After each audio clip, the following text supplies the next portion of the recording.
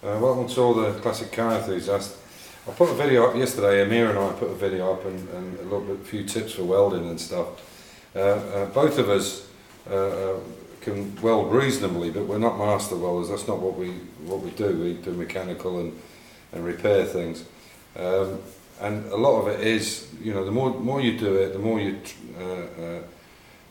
your skill will get better and better. Just a quick one, I wanted to have a quick look. This is how the car should look when it comes back from the paint shop. This is more Old English white, but that's the kind of colour scheme. And there's a van here, or an estate car. You can see we're doing the same thing, where we've got the very tiny bead that goes around the arch there. You can see how nice that looks.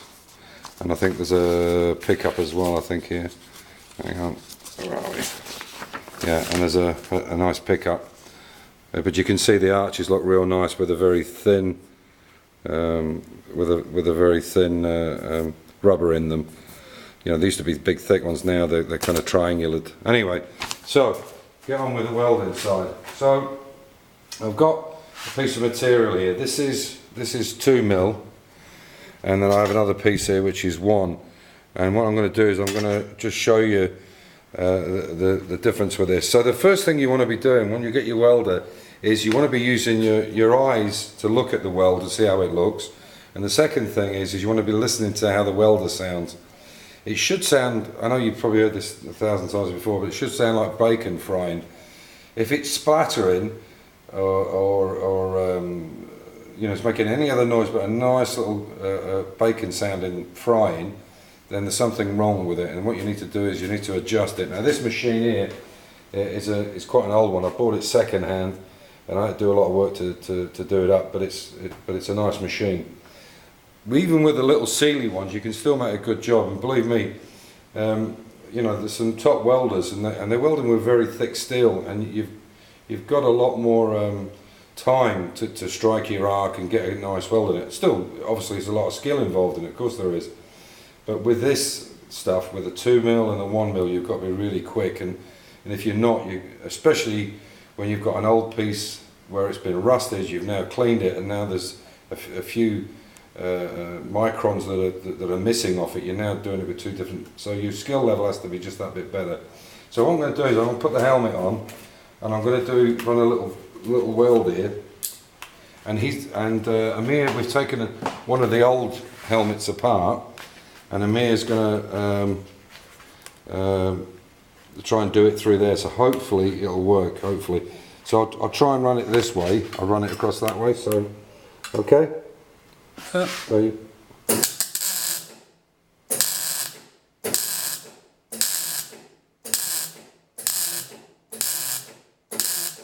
now I'll do a continuous.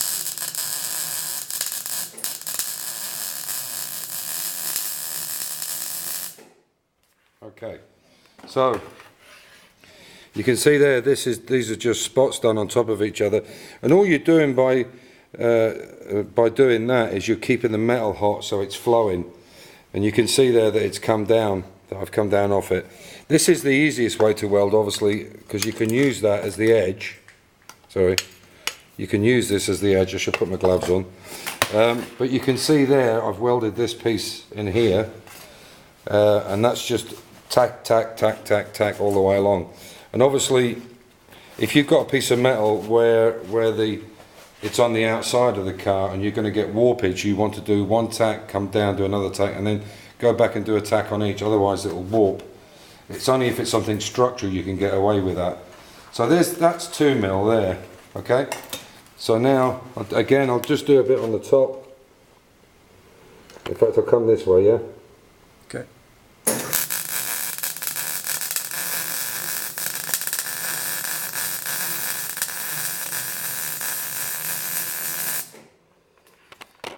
You can see there, what I'm trying to do is actually go in circles. You can see how high that is, and that's too high. So obviously now I need to go a little bit quicker. Oh.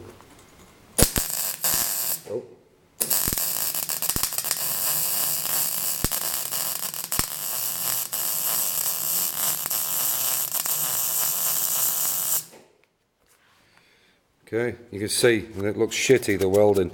This is the problem with it, with the small stuff. So you're better off, if you're going to do this, just take a tack on it and then pull.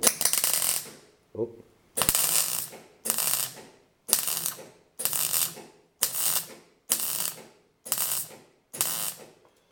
And that way you'll get a much nicer weld. You can see it's good penetration, you don't get the build up on it, and just tack it as you go along. But that only for a structural piece. So that's 2mm. So I'm doing this now on the one. You can see the difference here, how much quicker you have to be. So I can't see that. I can't see it, that one.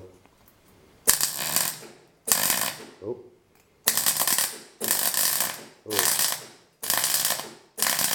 There you go. It's a perfect example of crap inside this nozzle. You can see it all now because the gas is now, the shielding gas is not going through it. So you can see, now I did that earlier and you can see I tacked it a little bit at a time and it works really nice, and when I tried to weld it, it was just burning through and making holes. And where it's thick is where the speed is too much. So, just to finish off, this is a couple of pieces. These are the plinths from the XK Jaguars, and you can see there's a hole there, and there. This would have been for a light, a fog lamp, which are not going on them.